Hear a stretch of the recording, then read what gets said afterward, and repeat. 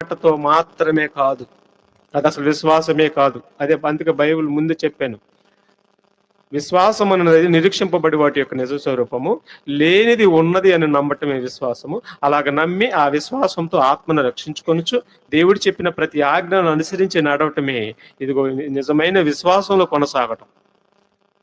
అలాగా నువ్వు కొనసాగితే నీ కోసం మరి దేవుడు దేనినైనా సిద్ధపరుస్తాడు. నిన్ను రక్షిస్తానికి దేవుడి వెనకడుగు వేయడు. వ్యాధ రోగమా ఎదురుండదానికేకా, అసలు నీకు అది ఏమి చేయదు, ఉండా కూడా ఏమి చేయదు నిన్నే.